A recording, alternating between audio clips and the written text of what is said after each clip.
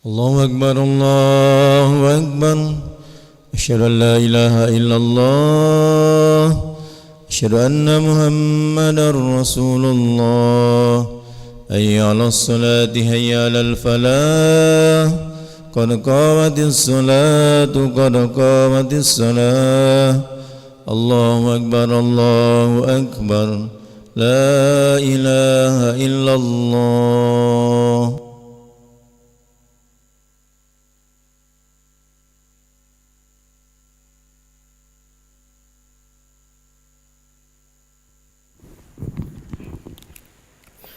La ilaha illallah Muhammadar Rasulullah sallallahu alaihi wasallam. Istaqimu wa'tadilu. Sawa sufufakum fa inna tasbihata as-sufuh min tamamis salah. Iftaras wa la takhtalifu suddul qalal. Salih farad tasbih rak'atayn mustaqbilan ta'ala man la ta'ala. Allah subhanahu wa ta'ala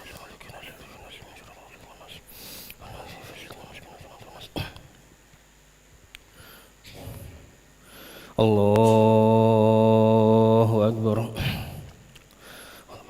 كثير وجهته وجهنا صفة الاسم ونفع مسلم ومعنى المشكل مسلم ومعنى المشكل نصلتي ورسولي تشريك له وصلى ورضوان من المسلم. بسم الله الرحمن الرحيم. الحمد لله رب العالمين الرحمن الرحيم مالك يوم الدين إياك نعبد وإياك نستعين اهدنا الصراط المستقيم صراط الذين أنعمت عليهم غير المغضوب عليهم ولا الضالين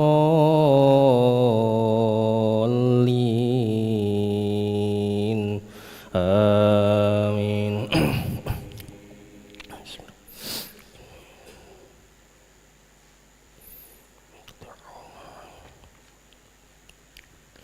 وإن إلياس لمن المرسلين إذ قال لقومه ألا تتقون أتدعون بعلا وتذرون أحسن الخالقين الله ربكم ورب آبائكم الأولين فكذبوه فإنهم لمحضرون إلا عباد الله المخلصين وتركنا عليه في الآخرين سلام على الياسين إنا كذلك نجزي المحسنين إنه من عبادنا المؤمنين. وإن لوطا لمن المرسلين إذ نجيناه وأهله أجمعين إلا عجوزا في الغابرين ثم دمرنا الآخرين وإنكم لتمرون عليهم مصبحين وبالليل أفلا تعقلون.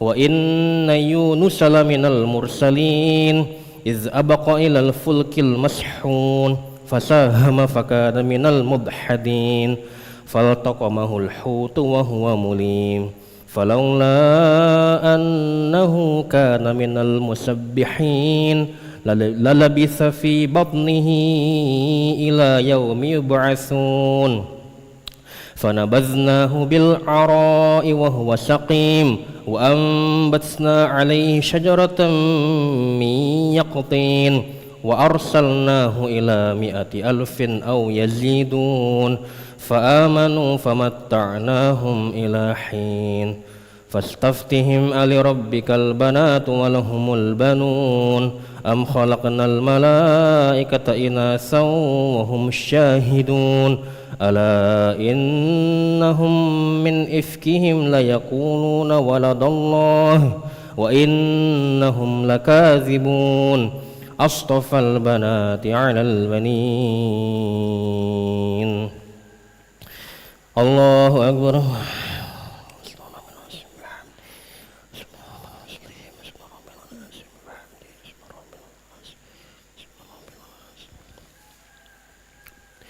سمع الله لمن حمده ربنا لك الحمد من السماوات والأرض.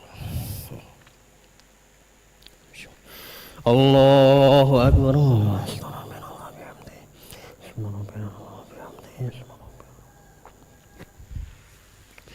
الله أكبر ورفع الحمد.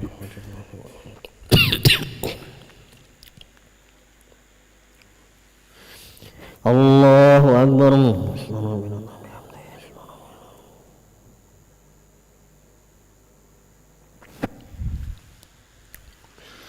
الله أكبر. بسم الله الرحمن الرحيم. الحمد لله رب العالمين الرحمن الرحيم مالك يوم الدين إياك نعبد وإياك نستعين اهدنا الصراط المستقيم صراط الذين أنعمت عليهم غير المغضوب عليهم ولا الضالين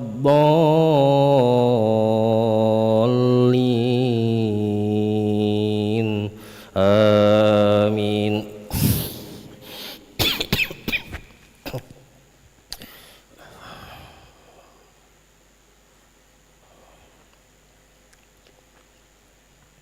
ما لكم كيف تحكمون أفلا تذكرون أم لكم سلطان مبين فأتوا بكتابكم إن كنتم صادقين وجعلوا بينه وبين الجنة نسبا ولقد علمت الجنة إنهم لمحضرون سبحان الله عما يصفون إلا عباد الله المخلصين فإنكم وما تعبدون ما أنتم عليه بفاتنين إلا من هو صال الجحيم وما منا إلا له مقام معلوم وإنا لنحن الصافون وإنا لنحن المسبحون وإن كانوا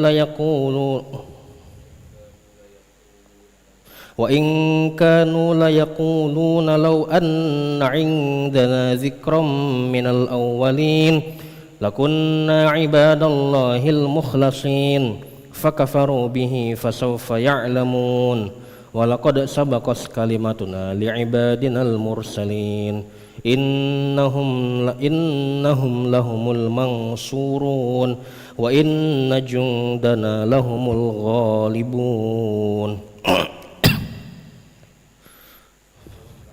فتول عنهم حتى حين وأبصرهم فسوف يبصرون أفبعذابنا يستعجلون فإذا نزل بساحتهم فساء صباح المنذرين وتول عنهم حتى حين وأبصر فسوف يبصرون سبحان ربك رب العزة عما يصفون وسلام على المرسلين والحمد لله رب العالمين.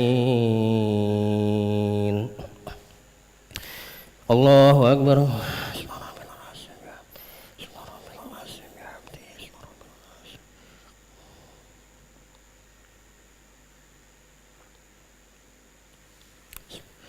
سمع الله لمن حمده ربنا لك الحمد.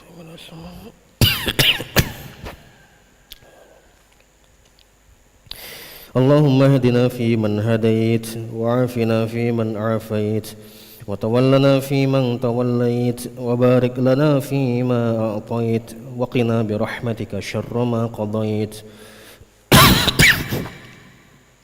فإنك تقول لك دعائك وإنه لا يسمع ولا يسمع صلى اللهم على سيدنا محمد النبي الأمي وعلى آله وصحبه وبارك وسلم. الله أكبر.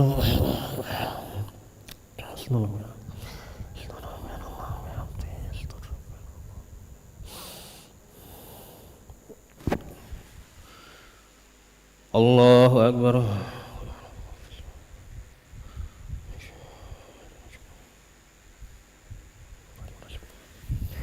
الله أكبر.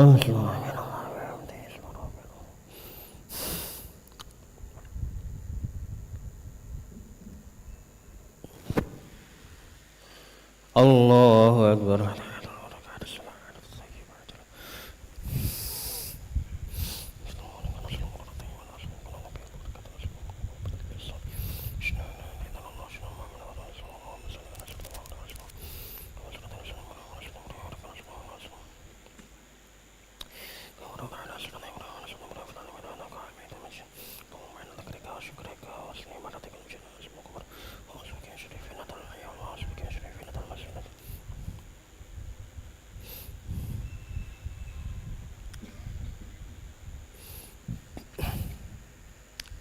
Assalamualaikum warahmatullahi.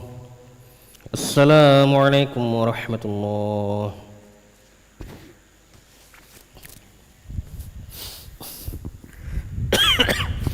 Astaghfirullahaladzim alladzi la ilaha illa huwal hayyul qayyum wa atubu ilaih. Astaghfirullahaladzim alladzi la ilaha illa huwal hayyul qayyum wa atubu ilaih. Astaghfirullahaladzim alladzi la ilaha illa huwal hayyul qayyum wa atubu ilaih. La ilaha illallah wahdahu la syarika lah, lahul mulku wa lahul hamdu wa yumiitu wa huwa ala kulli syai'in qadir. La ilaha illallah wahdahu la syarika lah, lahul mulku wa lahul hamdu wa yumiitu wa huwa ala kulli syai'in qadir. La ilaha illallah wahdahu la syarika lah, lahul mulku wa lahul hamdu wa yumiitu wa ala kulli syai'in qadir. La ilaha illallah wahdahu la syarika lah, lahul mulku wa lahul hamdu wa yumiitu wa huwa ala kulli syai'in qadir. La ilaha illallah wahdahu la syarika lah, lahul mulku wa lahul hamdu wa yumiitu wa huwa ala kulli syai'in qadir. La ilaha illallah wahdahu la syarika lah, lahul mulku wa lahul hamdu wa yumiitu wa huwa ala kulli syai'in qadir. La ilaha illallah wahdahu la syarika lah, lahul mulku wa lahul hamdu wa yumiitu wa huwa ala kulli syai'in qadir. La ilaha illallah wahdahu la syarika lah, lahul mulku wa lahul hamdu wa yumiitu wa huwa ala kulli syai'in qadir. La ilaha illallah wahdahu la syarika lah, lahul mulku wa lahul hamdu wa yumiitu wa huwa ala kulli syai'in qadir. Allahumma ajirna minan nar, Allahumma ajirna minan nar, Allahumma ajirna minan nar, Allahumma ajirna minan nar, Allahumma ajirna minan nar, Allahumma ajirna minan nar, Allahumma ajirna minan naris salimin. Allahumma antas salam wa minkas salam wa ilayka ya'udus salam. Hayyina rabbana bis salam wa adkhilna al jannata darus salam. Tabarakta rabbana wa ta'ala ya dzul jalali wal ikram. A'udzu billahi minasy syaithanir rajim. Bismillahirrahmanirrahim. Alhamdulillahi rabbil alamin, arrahmanir rahim, maliki yaumiddin. Iyyaka na'budu wa iyyaka nasta'in.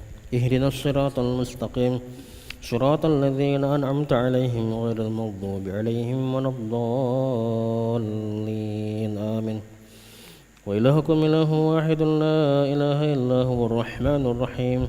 الله لا إله إلا هو الحي القيوم لا تأخذه سنة ولا نوم له ما في السماوات وما في الأرض ما ذا الذي يشفع عنده إلا بإذنه يعلم ما بين أيديهم وما خلفهم ولا يحيطون بشيء من علمه إلا بما شاء وسع كرسي السماوات والأرض ولا يؤوده حفظهما وهو العلي العظيم. شهد الله أنه لا إله إلا هو والملائكة وأولو العلم قائما بالقسط لا إله إلا هو العزيز الحكيم. إن الدين عند الله الإسلام. قل اللهم مالك الملك تؤتي الملك من تشاء وتنزع الملك ممن تشاء وتعز من تشاء وتذل من تشاء بيدك الخير إنك على كل شيء قدير. تولج الليل في النهار وتولج النهار في الليل وتخرج الحي من الميت وتخرج الميت من الحي وترزق من تشاء بغير حساب. إلهي ربي ربنا يا معبد سبحان الله.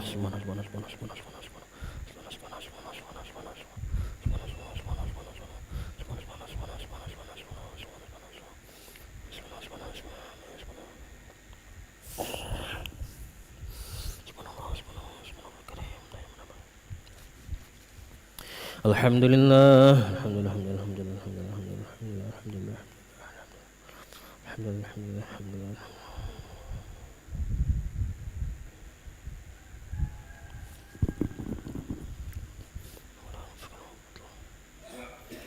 Allahu Akbar.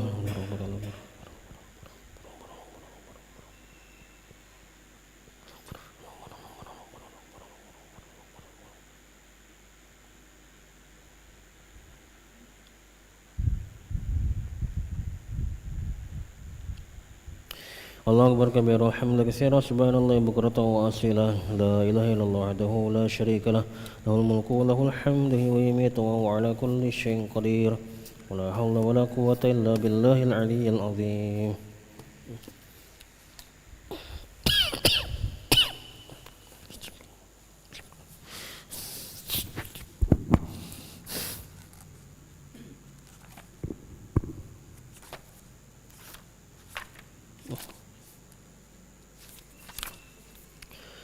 Bismillah.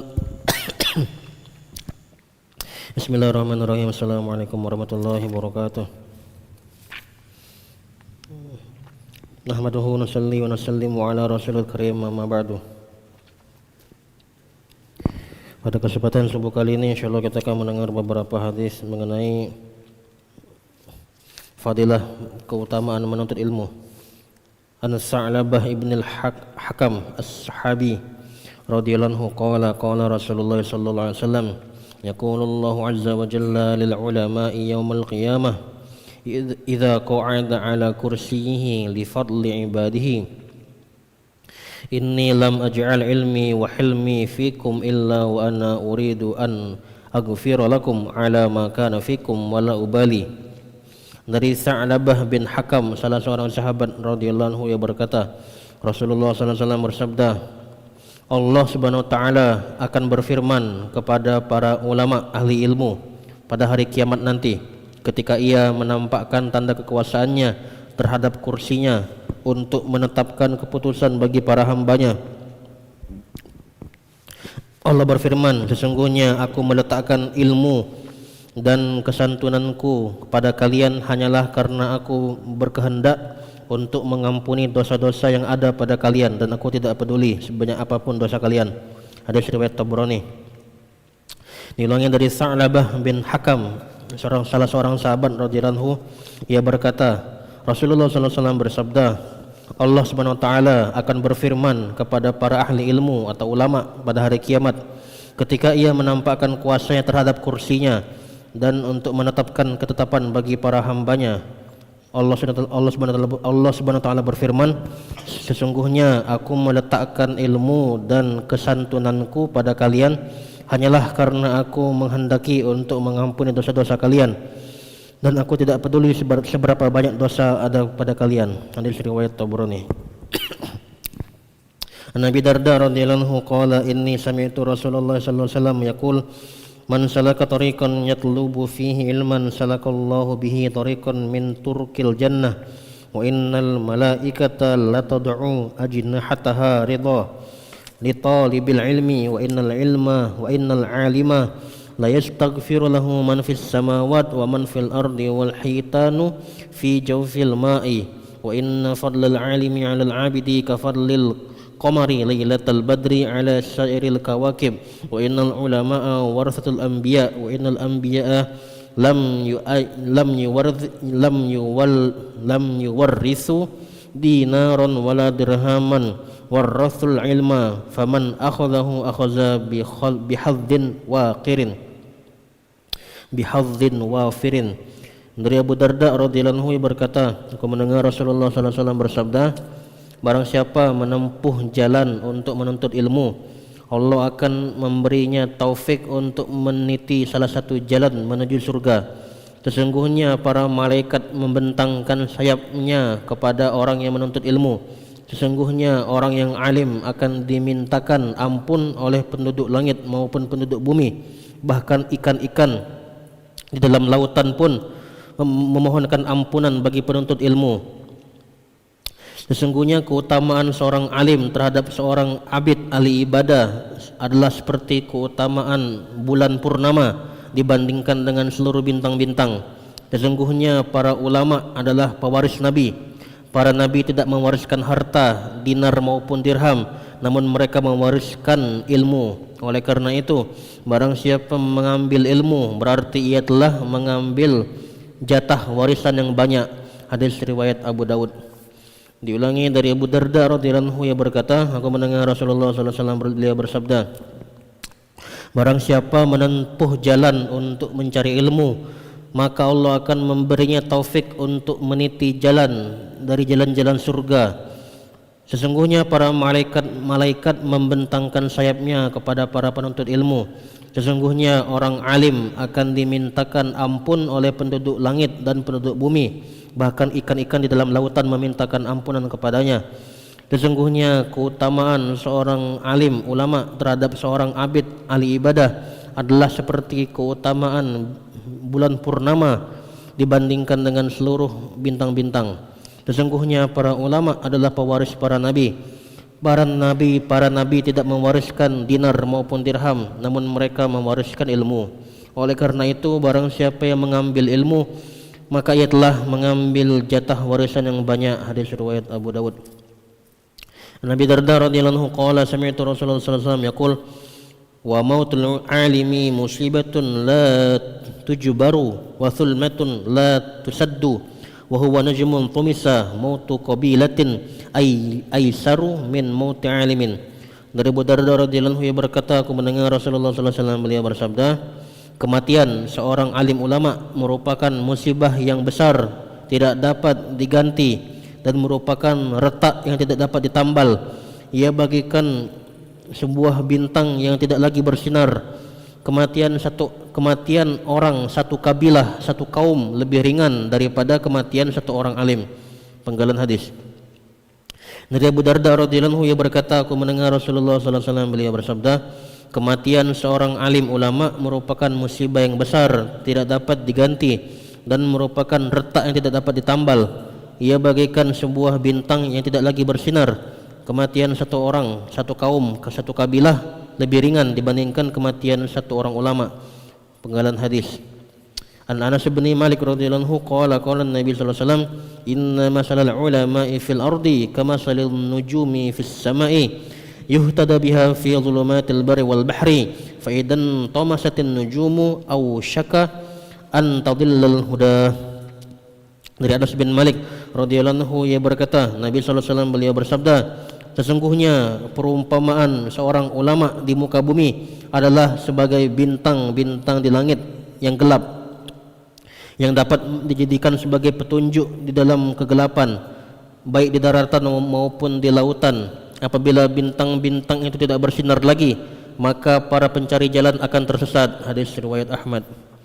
Diulangi dari Anas bin Malik radhiyallahu anhu berkata, Nabi sallallahu alaihi wasallam beliau bersabda, sesungguhnya perumpamaan para alim ulama di muka bumi adalah seperti bintang-bintang di langit yang dapat dijadikan sebagai petunjuk arah dalam kegelapan, baik di darat maupun di lautan. Apabila bintang-bintang itu tidak bersinar lagi, maka orang yang mencari jalan pasti akan tersesat. Hadis riwayat Ahmad. An Ibnu Abbas radhiyallahu anhu qala Rasulullah sallallahu alaihi wasallam, faqihun asyaddu 'ala syaitani min alfi 'abidin.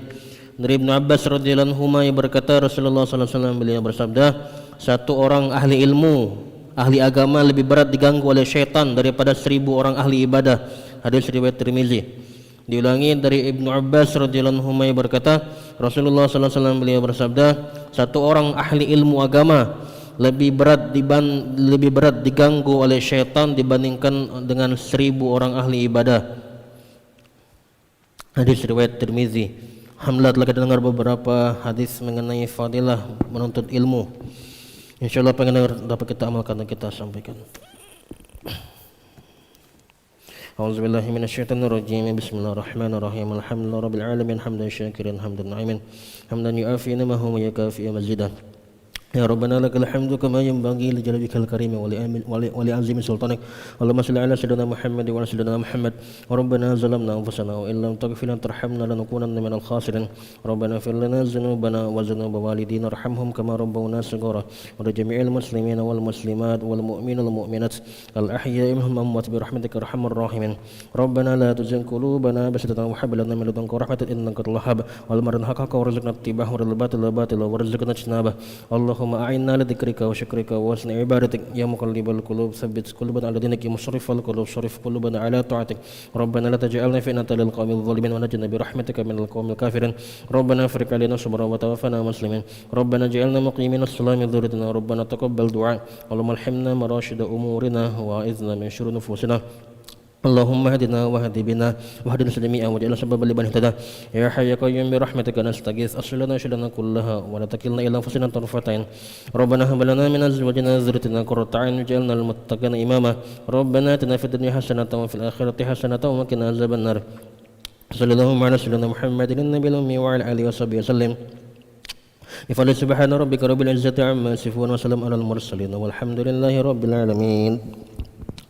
نشهد أن لا إله إلا الله إلها واحدا وربا شاهدا ونحن له مسلمون نشهد أن لا إله إلا الله إلها واحدا وربا شاهدا ونحن له مسلمون نشهد أن لا إله إلا الله إلها واحدا وربا شاهدا ونحن له مسلمون يا أرحم الراحمين يا أرحم الراحمين يا أرحم الراحمين فرج على المسلمين يا أرحم الراحمين يا أرحم الراحمين يا أرحم الراحمين فرج على المسلمين يا أرحم الراحمين يا أرحم الراحمين يا أرحم الراحمين فرج على المسلمين والحمد لله رب العالمين تقبل الله منكم صلى الله على محمد صلى الله عليه وسلم صلى الله على محمد صلى الله عليه وسلم صلى الله على محمد صلى الله عليه وسلم صلى الله على محمد صلى الله عليه وسلم صلى الله على محمد صلى الله عليه وسلم صلى الله على محمد صلى الله عليه وسلم صلى الله على محمد صلى الله عليه وسلم صلى الله على محمد يا ربي صل وسلم